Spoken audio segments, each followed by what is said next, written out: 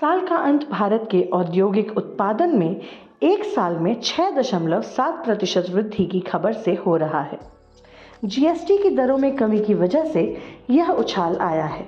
नवंबर 2024 से नवंबर 25 के बीच हुआ है ये।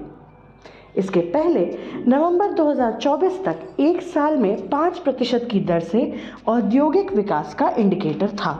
हालांकि 2023 के नवंबर में पिछले एक साल में औद्योगिक विकास 12% तक चला गया था।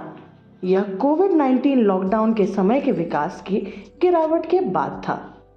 दूसरी बात यह है कि डोनाल्ड ट्रंप की कुछ करने से ज्यादा भौंकने वाले अंदाज से अर्थव्यवस्था में निर्यात की अनिश्चितता आ गई थी। चीन पर भी भारी टैरिफ लगाया गया था, परंतु चीन ने अपने उत्पादन के बल पर मजबूती बनाए रखी थी। भारत ने भी ट्रंप टैरिफ तनाव के आगे धैर्य रखा। लोकसभा आम चुनाव के बाद वर्षों में नरेंद्र मोदी अब यह नहीं बोलते हैं कि भारत विश्व अर्थव्यवस्था के तीसरे पायदान पर चला जाएगा। 5वें पायदान से भारत उठता भी है, तब भी भारत के ठीक ऊपर चीन बहुत बेहतर स्थिति में है। 1967 के बाद चीन ने अपनी अर्थव्यवस्था को खोला था। चीन भारत से 10 गुना निर्यात करता है। मैन्युफैक्चरिंग यानी विनिर्माण की बदौलत चीन ऊपर उठता चला जा रहा है। चीन की कुल अर्थव्यवस्था को वहां के नागरिकों में बांटा जाए तो प्रति व्यक्ति आय भारत से 5 गुना अधिक है। यह अंतर बढ़ ही रहा है। भारत को विज्ञान और तकनीकी के क्षेत्र में बहुत कुछ करना है।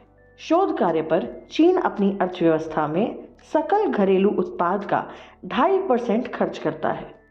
भारत से चीन की अर्थव्यवस्था बहुत बड़ी है। भारत शोध कार्यों पर 1% से भी कम खर्चता है। चीन के मुकाबले में भारत संभावना का देश नहीं है। शोध और तकनीकी विकास के मामले में चीन भारत से कई गुना आगे है। भारत की अपनी कुछ विशेषताएं हैं। भारत समाज के रूप में विविधता की संस्कृति के साथ चलता है। हालांकि नरेंद्र मोदी की सरकार ने इस पर बहुत अधिक खतरा पैदा कर दिया है। हमें सीखना है तो बांग्लादेश से नहीं या पाकिस्तान से नहीं, चीन से सीखना है। अर्थव्यवस्था में हमें चीन से मुकाबला करना है और चीन को समाज के सद्भाव के मामले में भारत से मुकाबला करना है। चीन के मुकाबले हमें अपनी कुछ विशेषताओं को कायम भी रखना है।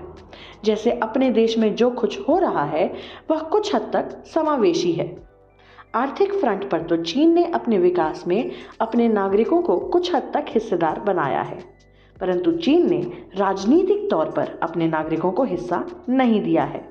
भारत अभी भी आगे है।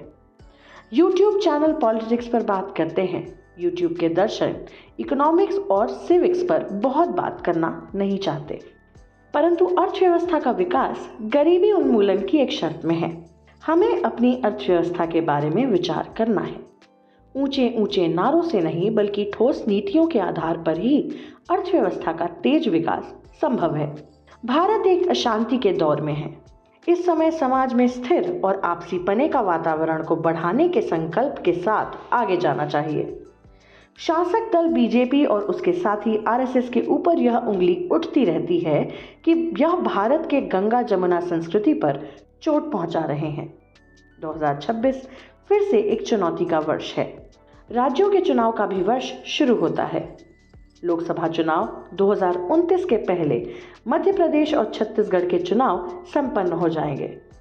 पश्चिम बंगाल के बाद उत्तर प्रदेश और तमिलनाडु महत्वपूर्ण प्रांत हैं जहां चुनाव होने हैं। देखते रहिए विमर्श न्यूज़। वीडियो विश्लेषण पर अपना कमेंट जरूर लिखिए।